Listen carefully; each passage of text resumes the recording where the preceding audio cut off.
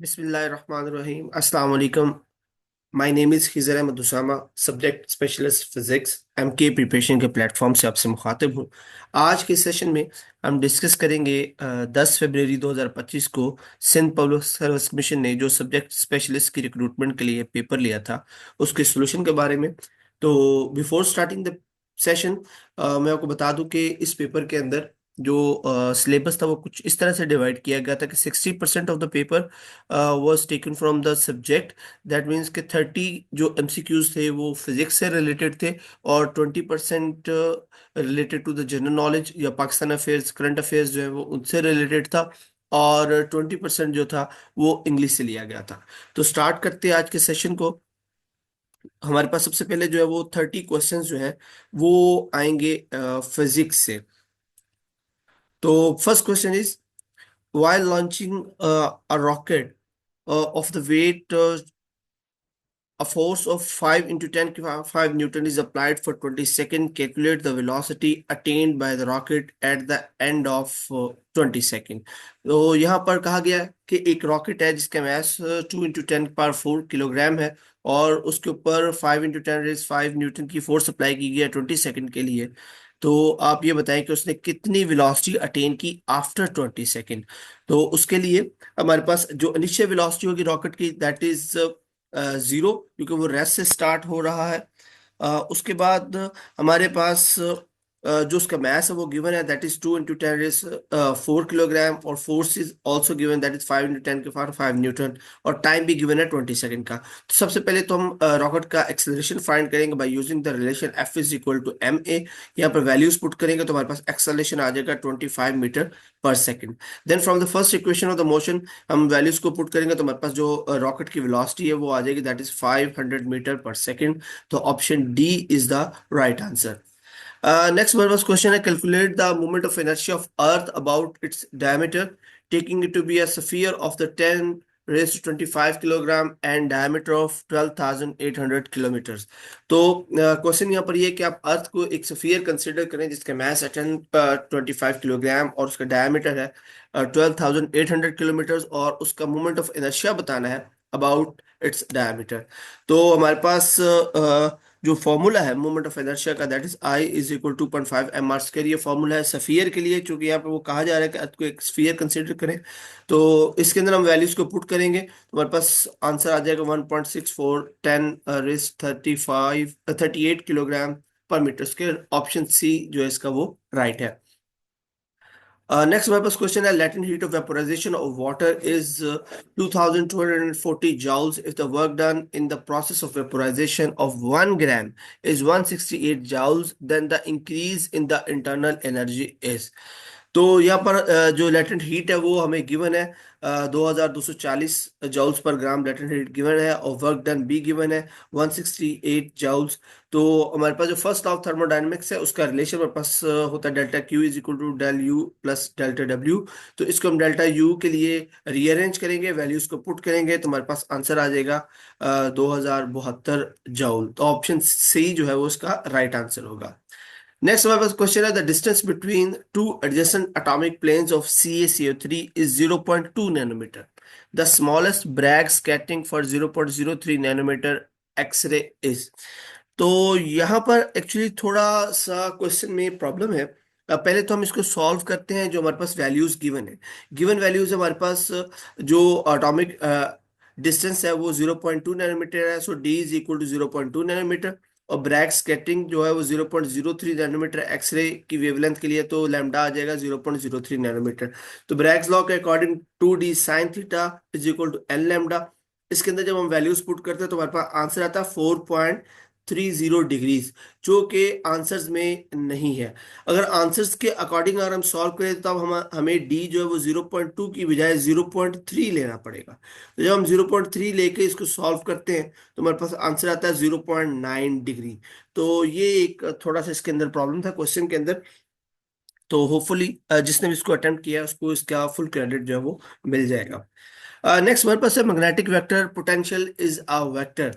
तो magnetic vector potential के बारे में यहाँ पर पूछा जा रहा है। तो मैग्नेटिक वेक्टर पोटेंशियल की बात करें तो ये एक ऐसा वेक्टर फील्ड होता है जो एसोसिएट होता है मैग्नेटिक फील्ड के साथ, और ये डिफाइन करता है मैग्नेटिक फील्ड की प्रॉपर्टीज को। तो अगर हम इसका कर्ल ले लें, कर्ल ऑफ ए, तो ये एक और वेक्टर फील्ड बनता है जिसको हम फ्लक्स डेंसिटी कहते हैं। सो जो मैग्नेटिक वेक्टर पोटेंशियल बनेगा वो होगा, जिसका कर्ल जो है वो इक्वल होता है फ्लक्स डेंसिटी के। So option A is the right answer, whose curl is equal to the magnetic flux density. Next question है जी, what is the work function of the metal if the light of wavelength 4000 lambda generates photo electrons of velocity 6 into 10 raised 5 metre पर second from it. तो इसके अंदर question ये है कि हमारे पास एक मेटल के ऊपर लाइट फॉल करती है 4000 लैम्डा की, और उससे जो फोटो इलेक्ट्रॉन्स निकले हैं उनकी वेलोसिटी यहाँ पर गिवन है। तो आपने उसका जो वर्क फंक्शन है वो बताना है। तो वर्क फंक्शन मालूम करने के लिए हमें जो इंसिडेंट फोटॉन है उसकी एनर्जी भी रिक्वायर्ड है, और जो फोटो इलेक्ट्रॉन्स जनरेट हो रहे हैं उनकी काइनेटिक एनर्जी भी रिक्वायर्ड है। तो फिर हम ये जो रिलेशन है phi is equal to work function is equal to E minus K kinetic energy, ये यूज कर सकते हैं। तो फाइंड आउट करते हैं सबसे पहले। जो फोटोन की एनर्जी ई है वो गिवन होती है एच सी और लैम्डा से। वैल्यूज हमारे पास गिवन है, वैल्यूज को पुट करेंगे तो ये आ जाएगा 3.1 इलेक्ट्रॉन वोल्ट को। और इस तरह जो काइनेटिक एनर्जी ऑफ इलेक्ट्रॉन है इसका फॉर्मूला 1/2 mv² है। वैल्यूज को पुट करेंगे तो ये भी हमारे पास आ जाएगा 1.024 इलेक्ट्रॉन वोल्ट। अब ई की वैल्यू भी जो हमारे पास फोटॉन है उसकी एनर्जी भी आ गई है, और जो इलेक्ट्रॉन्स है उनकी काइनेटिक एनर्जी भी आ गई है। और इन दोनों वैल्यूज को हम इस रिलेशन में पुट करेंगे तो हमारे पास आंसर आ जाएगा 2.1 इलेक्ट्रॉन वोल्ट। तो ऑप्शन बी जो है वो इसका राइट आंसर है। नेक्स्ट हमारे पास क्वेश्चन है, position dependent force F is equal to 7 minus 2x plus 3x square newton acts on a small body of mass 2 kilogram and displaces it from x is equal to 0 to x is equal to 5 metre. The work done in joules is. तो अब यहाँ पर जो work done है for small displacement वो होता है dw is equal to f/dx। तो अगर हमें कंप्लीट वर्क डन चाहिए लिमिट्स के अंदर तो हम इसको इंटीग्रेट कर देंगे बिटवीन द लिमिट्स 0 to 5, और f की वैल्यूज हमारे पास गिवन है। इसको इंटीग्रेट करेंगे, लिमिट्स को अप्लाई करेंगे तो हमारे पास आंसर आ जाएगा 135 joules. Option A is the right answer. Next हमारे पास है जी, uranium 238 forms thorium 234 after radioactive decay and has a half life of 4.5 into 10 raised 9 years. How many years will it take to decay 75% of initial amount. तो जो uranium है ये radio active decay के बाद thorium 234 में convert हो जाता है, हाफ लाइफ इसकी गिवन है। तो कह रहे हैं कि कितने सालों में उसकी जो ओरिजिनल अमाउंट का 75% जो है वो डिके हो जाएगा। अब इसकी फर्स्ट हाफ लाइफ के बाद इसका जो इनिशियल अमाउंट का 50% रह जाएगा। पहली हाफ लाइफ के बाद इनिशियल अमाउंट रह जाएगी 50%। तो जब सेकंड हाफ लाइफ गुजरेगी तो उस 50 का भी मजीद 50 उठ जाएगा, यानी कि इनिशियल अमाउंट का 25 और चला जाएगा। तो फर्स्ट हाफ लाइफ में 50% और सेकंड हाफ लाइफ में ओरिजिनल अमाउंट का 25% जाएगा। मतलब ये हुआ कि टू हाफ लाइफ में इसका 75% जो अमाउंट है वो डिके कर जाएगी टू हाफ लाइफ में। सो 2 × हाफ लाइफ, और हमारे पास राइट आंसर आ जाएगा 9 × 10⁻⁹ so the right answer is D. Next we have quantum numbers are solution of. तो जो क्वांटम नंबर्स हैं ये एक्चुअली जो श्रोडिंगर वेव इक्वेशन है उसको सॉल्व करने से आते हैं, जो इलेक्ट्रॉन के बिहेवियर को लाइक उसकी शेप, स्पिन, एनर्जी लेवल्स या ओरिएंटेशन को एक्सप्लेन करते हैं। सो the right answer is Schrödinger's wave equation. Next, we have a torque of this is applied to produce an angular acceleration of 4 radian per second square in a rotating body. What is the moment of inertia of the body? एक rotating body है, उसका angular acceleration भी given है, उस पर torque apply किया जा रहा है। तो कह रहे हैं उसका मोमेंट ऑफ इनर्शिया जो है वो क्या होगा। तो हमारे पास टॉर्क गिवन है, एंगुलर जो एक्सेलरेशन है वो भी गिवन है। तो मोमेंट ऑफ इनर्शिया हम इस रिलेशन से निकाल सकते हैं, tau is equal to I into A. और आई के लिए इसको रीअरेंज करेंगे, टॉ ओवर अल्फा वैल्यूज को पुट करेंगे तो हमारे पास आंसर आ जाएगा 0.5 into 10⁻⁴। So the right answer is C. Next हमारे पास Bragg's equation is a consequence of. तो जो ब्रैग्स इक्वेशन है ये एक्चुअली वॉन ल्यू इक्वेशन से ही ड्राइव की गई है, जो कि मिस्टर मैक्स वॉन ल्यू ने दी थी। एक्सरे जो डायफ्रैक्शन है उसको एक्सप्लेन करती है। So the right answer is B, Leo equation. Next question is the value of molar specific heat according to classical theory is. तो ये जोलोंग पिटेट लॉ जो है वो एक्सप्लेन करता है कि एक एटम जो है वो थ्री इंडिपेंडेंट डायरेक्शन में वाइब्रेट कर सकता है which is contributing to the total heat capacity, और ये मोलर स्पेसिफिक हीट को 3R बनाता है। सो इसका right answer is 3R। Next is a man who weighs 60 kilogram on Earth weighs 61 kilogram on a rocket as measured by an observer on Earth. What is the speed of rocket? एक आदमी है, उसका जो wait है अर्थ के ऊपर वो 60 kilogram है, लेकिन जब उसको रॉकेट में बैठा दिया जाता है तो उसका वेट 61 किलोग्राम हो जाता है। और इसको ऑब्जर्व किया है एक ऐसे ऑब्जर्वर ने जो कि अर्थ पे मौजूद है।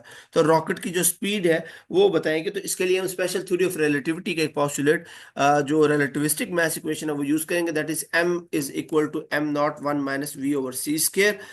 यहाँ पर जो m उसका मैथ गिवन है हमारे पास, जो उस आदमी का अर्थ पे वेट होगा, और m नॉट जो उसका रॉकेट में वेट होगा, v is the velocity of the rocket, c is the speed of light. तो हम इसको v के लिए जब रीअरेंज करेंगे तो हमारे पास रिलेशन कुछ इस तरह से बन जाएगा, v is equal to c into 1 - m² / m0²। Values को पुट करेंगे तो हमारे पास जो आंसर आ जाएगा that is 4.5 into 10⁻⁷ meters per second। So the right answer is B. Next is an equatorial prism and air have a critical angle of 45 degrees if the incoming ray is perpendicular to the rectangular surface it। तो आप यहाँ पे देख सकते हैं हमारे पास एक equilateral triangle है। यहाँ पर ये जो इंसिडेंट लाइट है 90 डिग्री के एंगल बनाकर इसके अंदर एंटर हो रही है। तो अगर हम इस ट्रायंगल को सॉल्व करते हैं फॉर इंटरनल एंगल्स, तो अगर ये 90 है तो इक्विलेटरल ट्रायंगल के लिए ये एंगल 60 होगा, तो 90 + 60 150, तो ये रिमेनिंग एंगल हमारे पास बन जाएगा 30। तो इसका मतलब ये हुआ कि नॉर्मल के साथ जो इसका एंगल होगा 30 ये निकल गया, तो बाकी रह जाएगा 60। अगर यहाँ पर 60 का एंगल बन रहा है तो जो लाइट रिफ्रैक्ट होगी वो भी इसके साथ नॉर्मल के साथ एंगल 60 बनाएगी। जब ये इधर एंगल 60 बनाएगी तो ये सेम केस बन जाएगा, जिस तरह से इंसिडेंट हो रही है वैसे ही रिफ्रैक्ट होगी। मतलब ये यहाँ पर भी थर्ड साइड पर भी एक 90 का एंगल बनाते हुए थर्ड साइड से ओमिट हो जाएगी। सो the right answer is it reflected totally from the second surface and emerges perpendicular from the third surface. तो ऑप्शन ए जो है वो राइट होगा। Next is a photon of energy 4.1 mega electron volt is incident on a lead nucleus, causing the creation of electron-positron pair. They travel perpendicular to the initial direction of the photon. The energy of the electron is। तो students जो pair production है उसके अंदर momentum और energy जो है वो conserve रहते हैं। अगर एनर्जी कंजर्व है दैट मीन जो total energy is equal to energy of electron plus energy of positron, और टोटल एनर्जी हमारे पास गिवन है 4.1 मेगा इलेक्ट्रॉन वोल्ट। इसी तरह जो मोमेंटम है वो भी कंजर्व होता है, तो वो वाई डायरेक्शन में मूव कर रहा है तो हम उसको ले सकते हैं momentum of electron minus momentum of positron is equal to 0, मतलब उसमें कोई चेंज नहीं आएगा, ये कंजर्व है। तो यहाँ से हम देख सकते हैं कि जो मोमेंटम ऑफ इलेक्ट्रॉन है वो इक्वल आ जाएगा मोमेंटम ऑफ पॉजिट्रॉन के। अगर मोमेंटम सेम है तो एनर्जी भी सेम होनी चाहिए। सो हम यहाँ पर जो एनर्जी होगी इलेक्ट्रॉन की वही एनर्जी होगी पॉजिट्रॉन की। तो ये टू इधर आके डिवाइड होगा तो दोनों के पास सेम एनर्जी होगी, that is 2.05 mega electron volt. Option B will be the right answer. Next, a cubical block rests on an inclined plane of mu is equal to 1 over under root 3। उसकी जो coefficient of friction वो given है। Determine the angle of inclination when the block just slide down the inclined plane। कह रहे कि वो angle find out करें जिसमें जो ब्लॉक है जस्ट स्लाइड करे उस इंक्लाइंड प्लेन से। तो हम इसमें उस फैक्ट को यूज करेंगे जिसके अंदर mu is equal to tan theta होता है। तो वैल्यूज को हम पुट करेंगे, म्यू इज इक्वल टू 1 और under root 3 is equal to tan theta, और यहाँ पर थीटा की वैल्यू आ जाएगी 30 degree. So option C will be the right answer. Next है जी, in a dipole the Gauss theorem value will be. तो जो गास थ्योरम है एक इलेक्ट्रिक फील्ड का वो गिवन होता है divergence of D is equal to P. अब चूंकि डाइपोल के अंदर सिर्फ दो ही स्टैटिक चार्ज होते हैं, पॉजिटिव क्यू या माइनस क्यू। तो अगर स्टैटिक चार्ज के लिए डाइवर्जेंस जो है वो जीरो होगी, अगर स्टैटिक चार्ज के लिए डाइवर्जेंस जीरो होगी तो गास थ्योरम की वैल्यू भी डाइपोल के लिए जीरो हो जाएगी। तो option B will be the right answer. Next is a Carnot engine whose sink is at 300 Kelvin has an efficiency of 40%. By how much should the temperature source be increased so as to increase its efficiency by 50% of an original efficiency? यहाँ पे कार्नेट engine दिया गया जिसका जो sink का temperature है वो 300 kelvin है, और उसकी इनिशियल एफिशिएंसी जो है वो 40% है। तो कहा यह जा रहा है कि सोर्स का टेम्परेचर हम कितना बढ़ाएं कि उसकी एफिशिएंसी उसकी ओरिजिनल एफिशिएंसी का 50% इंक्रीज हो जाए। तो हमारे पास जो रिलेशन है एफिशिएंसी और टेम्परेचर का, that is nu is equal to 1 - TC/TH। और यहाँ पे जो TC है वो सिंक का टेम्परेचर है, और TH जो है ये सोर्स का टेम्परेचर है। तो एफिशिएंसी हमारे पास ओरिजिनल गिवन है 40%, जो कि 0.4, और सिंक का टेम्परेचर भी ओरिजिनल गिवन है 30 केल्विन। तो सोर्स के टेम्परेचर के लिए हम इस रिलेशन को रीअरेंज करके सॉल्व करेंगे तो सोर्स का टेम्परेचर आ जाएगा 500 केल्विन। अब नेक्स्ट जो उसने न्यू एफिशिएंसी का कहा है वो उसने कहा 50% ऑफ ओरिजिनल एफिशिएंसी। तो ओरिजिनल एफिशिएंसी हमारे पास 0.4 थी, और 50% ऑफ दिस ओरिजिनल एफिशिएंसी हमें चाहिए। तो इसको हम पुट करके सॉल्व करेंगे तो हमारे पास जो न्यू एफिशिएंसी आ जाएगी दैट इज 0.6। तो अगेन इस न्यू एफिशिएंसी के साथ हम इस रिलेशन को दोबारा सॉल्व करेंगे तो जो हमारे पास न्यू सोर्स टेम्परेचर आ जाएगा दैट इज 750। पहले हमारे पास जो ओल्ड एफिशिएंसी जो पहले वाली एफिशिएंसी थी उसके साथ सोर्स टेम्परेचर 500 केल्विन था। न्यू एफिशिएंसी के साथ सोर्स का टेम्परेचर जो है वो 750 केल्विन आ गया है। तो दोनों के दरमियान डिफरेंस कितना आ जाएगा? 250 केल्विन। तो हमें 250 केल्विन जो टेम्परेचर इंक्रीज करना पड़ेगा so that the efficiency of the system this engine would increase 50% of its original efficiency. So the right answer is B, 250 Kelvin. Next हमारे पास क्वेश्चन है the mass and diameter of the planet are twice those of earth, the period of oscillation of pendulum on this planet will be if it is the second pendulum on earth. कि एक planet है जिसका मास और diameter जो है वो twice है अर्थ से, तो उसके ऊपर पेंडुलम की ऑसिलेशन क्या होगी अगर वो पेंडुलम अर्थ पे एक सेकंड पेंडुलम हो तो अब यहाँ पे बताया ये गया है कि जो मास ऑफ द प्लैनेट है जिसको हम MP से डिनोट कर रहे हैं, और मास ऑफ अर्थ को हम ME से डिनोट कर रहे हैं। तो उन्होंने कहा है कि मास ऑफ द प्लैनेट जो वो twice of mass of earth है, so MP is equal to 2ME। Similar is the diameter of the planet is also twice of the diameter of earth. तो यहाँ से हम डिड्यूस ये करेंगे radius भी प्लैनेट का जो है वो डबल होगा, that is the radius of the earth. तो अब जी की वैल्यू के लिए मेरा फॉर्मूला है जी इज इक्वल टू GM/R। तो अब प्लैनेट के लिए चूंकि रेडियस डबल है तो P की जगह पे हम प्लेस कर देंगे RE। इसको सॉल्व करेंगे तो हमारे पास आ जाएगा जो ग्रेविटी है प्लैनेट की that is half of the gravity of the earth. तो अब हम चलते हैं पेंडुलम के टाइम पीरियड की तरफ। जो टाइम पीरियड है पेंडुलम का वो होता है 2πL/G। तो यहाँ पे चूंकि लेंथ भी डबल है इसलिए L की जगह पे अभी हम 2 प्लेस करेंगे। इसको सॉल्व करेंगे तो हम देख सकते हैं कि ये आ जाएगा √2 times of the original time period. अब ये चूंकि एक सेकंड पेंडुलम है तो इसकी जगह पे हम वैल्यू को 1 प्लेस कर देंगे। सॉल्व करेंगे तो हमारे पास आंसर आ जाएगा 2 √2 second. So the right answer is B, 2 √2 second. Next हमारे पास क्वेश्चन है a hypermetropic person having near point at a distance of 0.75 metre puts on spectacles of power 2.5 G। The near point now is at. एक hypermetropic person है जिसका जो near point distance है वो 0.75 metre पर है। तो वो ग्लासेस को यूज करता है जिसकी पावर है 2.5 G। तो नियर पॉइंट अब किस जगह पर आएगा? तो उसके लिए हम फार्मूला यूज करते हैं 1/f is equal to 1/v plus 1/u। Values को पुट करके सॉल्व करेंगे तो हमारे पास आंसर आ जाएगा 0.26 metre. So D will be the right answer. Next is in a vacuum of a or free space, what observations are made? तो अब वैक्यूम या फ्री स्पेस पे चूंकि कोई पार्टिकल्स नहीं होते तो प्रेशर भी zero, P is equal to zero, density भी zero, rho is equal to zero.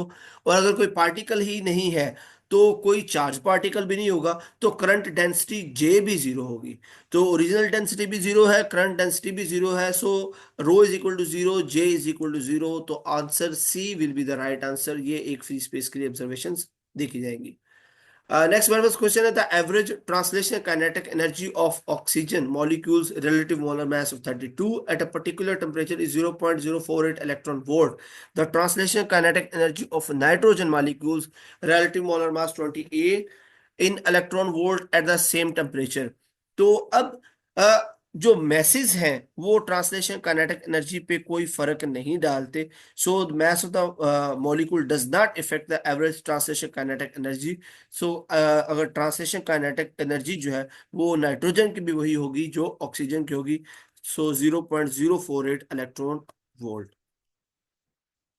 Next हमारे पास है the classical expression for the mean energy of one dimensional oscillator is. तो वन डायमेंशनल ऑसिलेटर के लिए जो क्लासिकल एक्सप्रेशन है mean free energy का, वो हमारे पास है half K B T plus half K B T is equal to K B T. Option B जो है वो राइट बनेगा, के बी टी।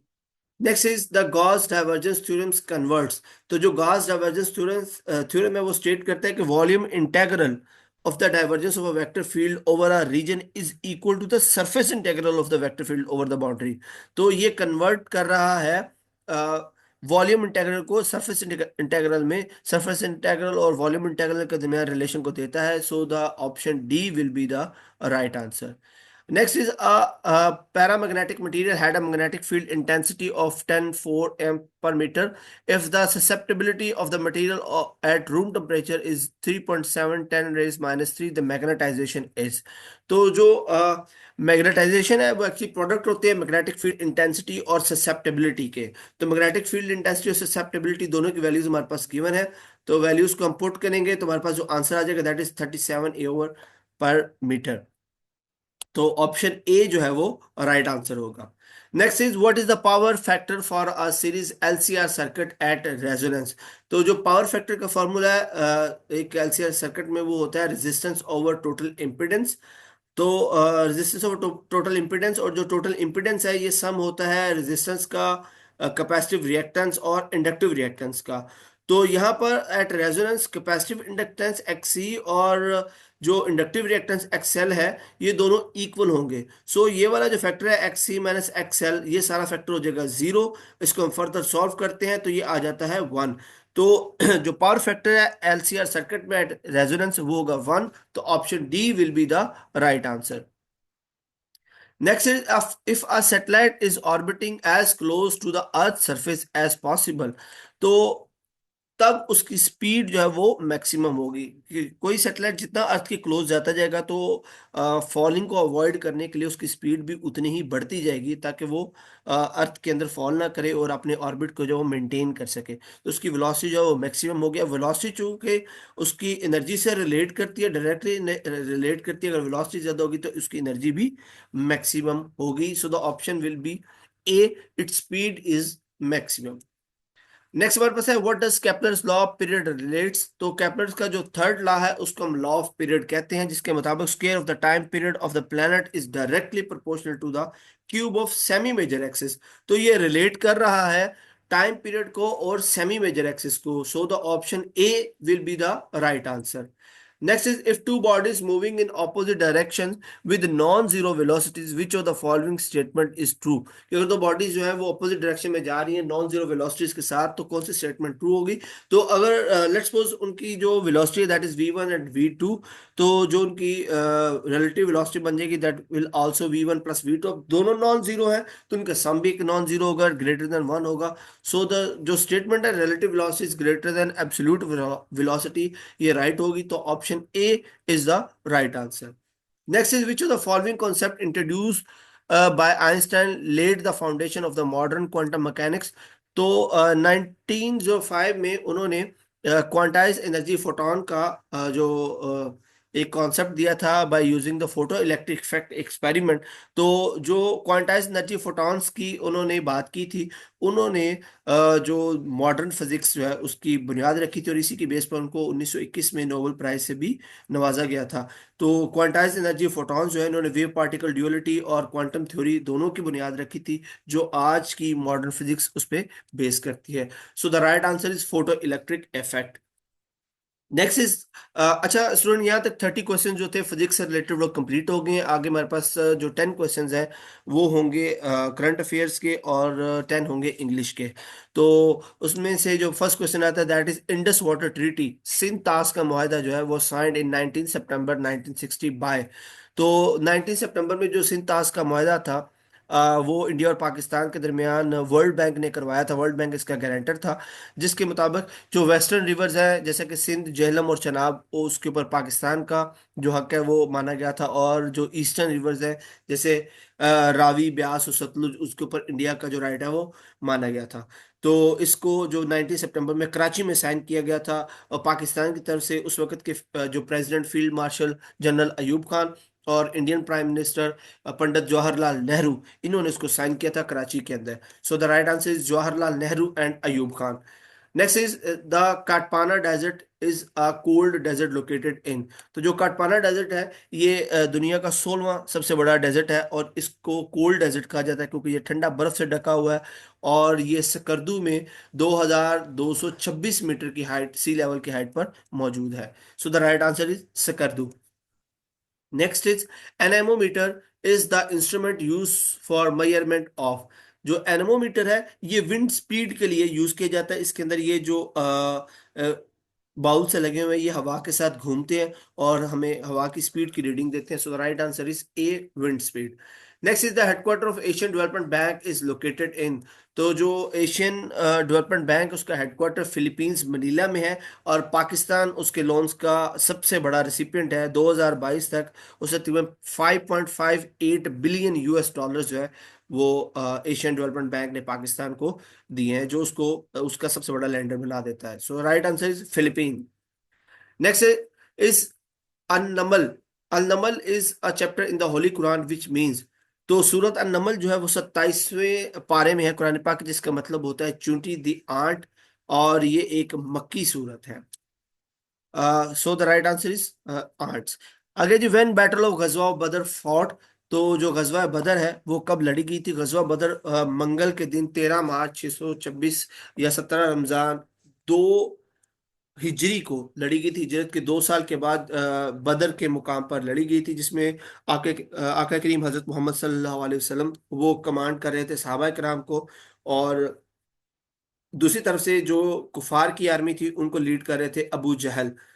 और इस मार्के के अंदर कुफार के तकरीबन 1,000 के जो लोग थे वो कत्ल हुए थे, और इसके अंदर जो मुस्लिम आर्मी थी उसके अंदर 313 से 317 जो मुसलमान जो शामिल थे, और जिनके पास जिनमें से 82 से 85 मुहाजिरीन थे और बाकी अंसार थे। और जो मुस्लिम आर्मी थी उनके पास सिर्फ 2 घोड़े और 70 जो ऊंट थे, और तकरीबन 14 जो मुसलमान थे वो शहीद हुए थे। 1,000 के करीब जो काफिर थे वो कत्ल हुए थे, और 70 के करीब जो काफिर थे, सॉरी 70 के करीब काफिर जो कत्ल हुए थे, और 70 के करीब ही काफिर जो है वो अरेस्ट हुए थे। और इस सूरत अनफाल के अंदर जो अल्लाह की मदद के जो प्रोमिसेस हैं उसके अंदर इस इसका बैटल का जिक्र मौजूद है। So the right answer is 2 हिजरी को ये जंग जो है वो लड़ी गई थी। Next is the life span of red blood cell is. तो रेड ब्लड सेल का जो लाइफ स्पैन है तकरीबन 120 डेज होता है। उसके बाद ये ब्लड जो है वो ऑटोमेटिकली डिस्ट्रॉय हो जाते हैं, और ये दोबारा जो बॉडी का बोन मैरो है वो इसको जनरेट करता है। So the right answer is B, 120. Next is the 2024 summer Olympics were hosted इन। तो जो 2024 की समर ओलंपिक्स थे उसको फ्रांस और पेरिस ने होस्ट किया था, जो कि 26 जुलाई 2024 को इसकी ओपनिंग हुई थी और 11 अगस्त 2024 को इसकी क्लोजिंग हुई थी, जिसमें टोटल 329 जो इवेंट्स थे वो हुए थे। इसका जो मैस्कॉट था वो एक पायरेजियन कैप थी, जो कि आप देख सकते हैं, और ऑफिशियल सॉन्ग इसका गेम वाइल्ड ओपन था। So the right answer is France B. Next is what is the name of the artificial intelligence company of Elon Musk launched in July 2023। तो जुलाई 2023 में जो Elon Musk ने artificial intelligence की company launch की थी, that is XAI। तो Elon Musk as you know by the Twitter, owner of the Twitter, उन्होंने Twitter का नाम भी चेंज करके एक्स कर दिया था। तो इस AI को भी फर्स्ट टाइम जो है वो कंट्रीब्यूट किया गया था एज ए चैटबॉट ट्विटर के अंदर, जिसको अब एक्स कहा जाता है। So the right answer is XAI। Next is how many amendments have been officially approved and incorporated in the 1973 Constitution to date। तो 1973 के आयन में अब तक 26 जो अमेंडमेंट्स है वो इनकॉर्पोरेट की गई हैं। जो लेटेस्ट अमेंडमेंट 26वीं अमेंडमेंट है वो अक्टूबर 21 2024 को जिसके अंदर जुडिशरी से रिलेटेड इस्लाहात मौजूद थी वो 26 जो अप्रूव हुई थी। So the right answer is 26C। Next is which of the following is the antonym of the word extenuate. तो एक्सटेन्युएट का मतलब होता है खत्म करना, तो इसका जो एंटोनिम बनेगा दैट इज प्रील्यूड, जिसका मतलब होता है आगाज करना। तो right answer is D. Next is to catch a tartar means. तो टाटार्स ये एक्चुअली एक मिलिट्री की स्लैंग में यूज होने वाली टर्म है, जिसका मतलब होता है कि आप किसी ऐसे अनएक्सपेक्टेड डिफिकल्टी या किसी पावरफुल प्रॉब्लम को आप डील कर रहे हैं जो अनएक्सपेक्टेडली रेजिस्टिव हो गई है, ज्यादा पावरफुल हो गई है. So the right answer is to deal with the someone or something that proves unexpectedly troublesome or powerful. Option C will be the right answer. Next is the new findings on the virus caused panic among the scientists and the management. अब चूंकि दोनों scientist और management एक ही platform है, दोनों के लिए ये वर्ड जो है वो अलाइक यूज होगा, जो ये एक्सप्लेन करता है कि दोनों का रिएक्शन उस पैनिक पर सेम है. So the right answer is alike. Next is which of the following is the synonym of the word contingent. तो इसका मतलब होता है, कंटिंजेंट का मतलब होता है इम्कानी, प्रोबेबल, कोई चीज जिसकी प्रोबेबिलिटी हो किसी चीज के होने की. तो इसका जो हमारे पास सिनोनिम बनेगा वो होगा मशरूत, कंडीशनल, जो कि कंफर्म हो, जो लाजमी कर दी जाए चीज एक. तो right answer will be A, conditional. Next is choose the correct meaning of the phrase to cry wolf. To cry wolf का जो मतलब होता है वो होता है कि आप उस वक्त हेल्प को पुकारें, उस वक्त हेल्प कॉल करें जब आपको उसकी जरूरत ना हो. तो option B will be the right answer, to give the false alarm. Next is what is the synonym of baffle. तो बैफल का मतलब होता है उलझाना या चकराना. तो यहाँ पर जो उसका सिनोनिम बनेगा that is confuse. So A will be the right answer, confuse. क्योंकि कंफ्यूज का मतलब भी होता है उलझाना. Next is the jury members for almost an hour being signing the verdict. तो यहाँ पर जो वर्ड deliberated है वो यूज किया जाएगा, क्योंकि deliberated का मतलब होता है कि किसी डिसीजन को लेने के लिए जो टाइम दिया जाता है उसके ऊपर सोच विचार की जाती है. तो यहाँ पे चूंकि जूरी ने वर्डिक्ट देनी है उसके लिए वो वेट कर रहे हैं, तो इसलिए यहाँ पर वर्ड यूज होगा deliberated. Next is what is the antonym of imp. तो इम्प का मतलब होता है छोटा शैतान. तो इसका जो एंटोनिम बनेगा वो बनेगा एंजल, यानी कि फरिश्ता. नेक्स्ट मेरा क्वेश्चन है, to play second fiddle means. तो सेकंड फिडल का मतलब होता है सपोर्टिंग रोल, जो आप किसी काम को देखें किसी पर्सन के अंडर आकर. तो option C will be the right answer, to support the role and view of the another person. तो स्टूडेंट ये था पेपर जो कि 10 फरवरी 2025 को सिंध पब्लिक सर्विस कमीशन ने सब्जेक्ट स्पेशलिस्ट फिजिक्स रिक्रूटमेंट के लिए लिया था. होपफुली सेशन आपके लिए नॉलेजफुल रहा होगा. किसी भी तरह के क्वेश्चन के लिए आप कमेंट भी कर सकते हैं और नंबर्स पर रब्ता भी कर सकते हैं. सब्जेक्ट स्पेशलिस्ट लेक्चरर फिजिक्स की प्रिपरेशन के लिए एमके प्रिपरेशन का नया सेशन 20 फरवरी 2025 से स्टार्ट हो रहा है. रजिस्ट्रेशन के लिए स्क्रीन पर दिए गए नंबर 0342447091, 034842335593, आप इनमें से किसी नंबर पर कांटेक्ट कर सकते हैं और सेशन को ज्वाइन कर सकते हैं. नेक्स्ट सेशन तक के लिए अपना ख्याल रखिएगा. Thanks for watching. Allah Hafiz.